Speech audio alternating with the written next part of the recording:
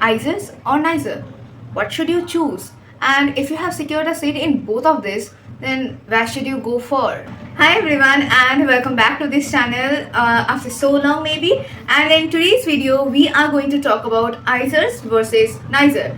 And maybe we will be coming to a conclusion key what you are going to choose. So let's begin. To the first part, ISERs are Indian Institutes of Science, Education and Research, and we have 7 ISERs across India. Now these are autonomous institutes that particularly focus on integrating undergraduate education with research, and they offer a 5 years BSMS dual degree program, and they also have PhD programs as well. Next is NISER. So NISER is National Institute of Science, Education and Research, and we have only one NISER located in Bhubaneswar, Odisha.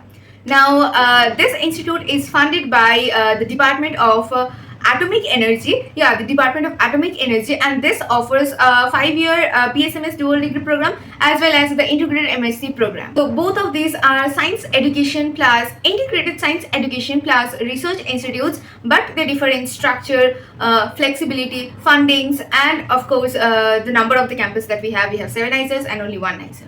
Now to get into NISER, you have to crack NEST, and to get a seat into ISERs, any of the ISERs, you have to crack IIT.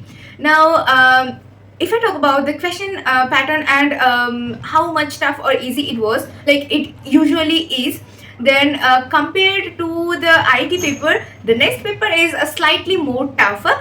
But the competition is more in case of NEST compared to IIT, because IIT has, there are several ISERs. We have 7 ISERs. So the number of the seat compared to NISER is far more. So that's why the competition in case of IIT is less compared to the competition in NEST. Now let's talk about the academic structure and curriculum differences. So coming to ISERs, so in ISERs, in your first year, they offer some foundational courses in all of the sciences. That is your physics, chemistry, maths and biology. And along with this, you will also have to study other subjects like of your social science, codings, computer and art science is also there. So you will have to study all of this. And then in your second year, you will get a chance to select your pre-major subjects and continue the semester. I didn't get a chance to select my pre-major because it started from this year only in Berhampur. So now almost all of the ISERs do have the pre-major system from second year itself. So you can choose your pre-major and continue the semester. Then comes the third and fourth year. So third and fourth year is mainly your specialist coursework along with a few of the electives. So whatever they will offer you, you can choose your electives and continue that semester. So third year and fourth year is totally based on this, and fifth year is totally for the thesis and long-term research project. And it like in third and fourth year, they also allow you to take a minor course, but that depends on your CPI. So if you have that minimum CPI, only then you are allowed to take your minor course along with your major course. And this process is done from the third year itself. Now coming to the NISER part, the first year students, like the ISER students, they also study a combination of physics, maths, chemistry, biology, along with humanities or social sciences and communications, etc. like that of the subjects. But the main subject will be physics, chemistry, maths, biology only. So in this case, like in NISER, the major is usually chosen in the second year itself, which means you are specializing in your subject earlier compared to the ISERs, like compared to the students of ISERs. So this is one thing. And then the fourth and fifth year are more like a research project and MSc work along with the thesis. So and at NISER, these 2 years are basically working on the project, and this time can be extended based on your work, which doesn't happen in ISER. In ISER, the fifth year is for the thesis and the research project, and it will get like it will get ended by that year itself. It is not supposed to extend, but in NISER the time gets extended when the work is not yet finished, or like like the time is being extended only in NISER, not in ISER. So at ISER you have more time before specializing into a particular subject. It means you can explore a lot and then come to a conclusion that you are going to choose this subject only. And at NISER you are specializing your subject earlier, and you have more emphasis on the research project in the later half. So if you already have a subject that you are going to do specialization on that particular subject only, then of course NISERs are better for you. But if you want to explore more and then comes to a decision, then ISERs are for you. Now coming to fundings, scholarship, costs and financial support maybe. Coming to NISER, Since the institute is being funded by the Department of Atomic Energy, so NISERs usually have stable and generous funding, and around all or maximum of the students at NISER do receive a stipend of 80,000 per year, which is around 5,000 per month, and which is a part of the DISHA scholarship or internal scheme. And of course, the tuition fee at NISER is relatively low. So if we talk about financial conditions, like financially, if we talk about, then NISERs are definitely better for, especially for those students who are coming from a less privileged background. Because and of course, ISERs do have they take much higher fees compared to NISERs, and at ISER, the Inspire, DBT or other scholarships are not for everyone. Like, it is not automatic for everyone. There are selection process, and only a few of the students do receive these scholarships, not everyone. So financially, NISERs are definitely better for, as I said, especially for the students coming from a less privileged background. Now let's talk about the research opportunities, projects and thesis. Since both the institutes aim for both research and education at the same time, so this part is a crucial area. Now coming to NISER, NISERs offer more time for MSc or your thesis work. So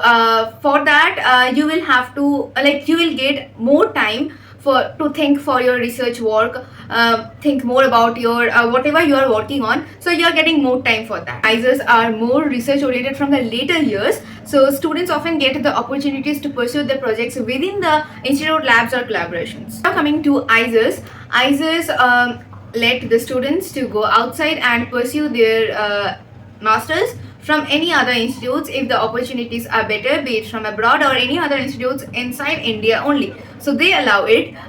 Maximum of the ISERs allow it, and which is not the case of NISER, which is different from NISER. So in NISER you don't get this opportunity, but if you are in ISER, then you have the opportunity to pursue your masters from outside. For the thesis at ISER is also shorter, which means there is more pressure, but at the same time there is also more choice in the project selection. Now because of multiple number of professors and multiple campuses, you may find a broader variety of research areas at ISERs. But at the end of the day, your research work growth heavily depends on your mentor, the lab you're working in, and of course your own initiative. And it's not only just by the name of the institute, be it ISERs or NISER. Come to another part where I'm going to cover about the campus network, flexibility, and maybe the brand value also. So ISERs have campuses over multiple regions, so it is a better geographic region for students across India. Also, the student exchange is possible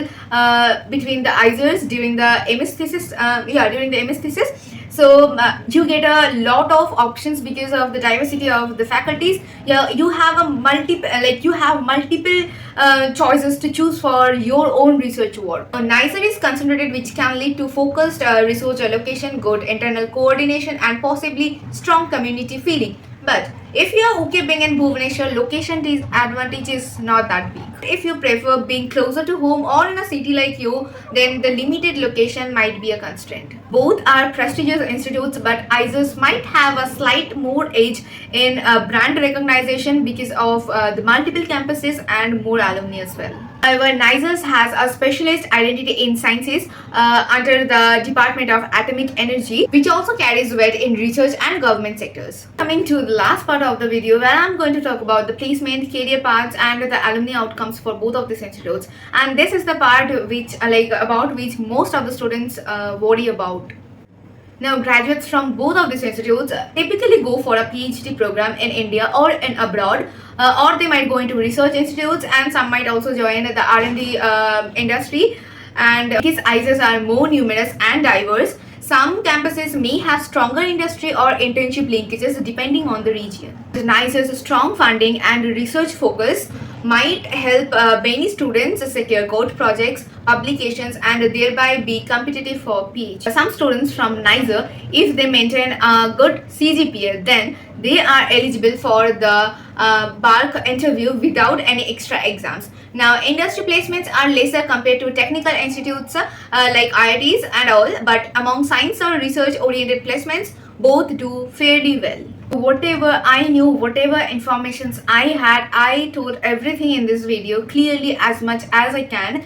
And coming to the conclusion part, if you ask me to suggest you something regarding this Izers versus Nizer, then bro, थोड़ा सा basic तो तुम्हें पता ही है. And if you have already secured a seat in both like any of the Izers and Nizer, then and you are totally focused on a particular subject only, then it's best if you choose Nizer. But if you want to explore more and you want time to decide whatever you are going to do for the entire life, like for the rest of your life, then come to Izers and take your time, choose wisely what you are going to do for the rest of your life. But if you are already, like if you have already chosen, then just go for Nizer. And without this, about the financial conditions, the fees and rest of everything I mentioned in this video, so whatever suits you better, choose that, doubtlessly. And other than all these, there are few things that might be there, like of the hostel rooms, mess का खाना. Now whatever we say, hostel का room hostel के room के जैसा ही होगा और mess के खाना के जैसा ही होगा. Hostel room is not going to be a hotel room and mess का खाना is not going to be the foods like of your restaurants.